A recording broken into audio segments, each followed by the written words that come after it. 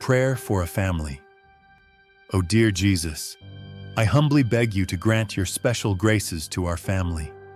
May our home be a shrine of peace, purity, love, work, and faith.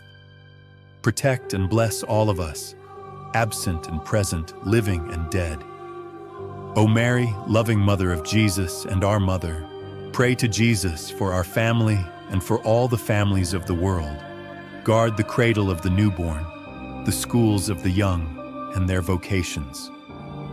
Blessed Saint Joseph, holy guardian of Jesus and Mary, assist us by your prayers in all the necessities of life.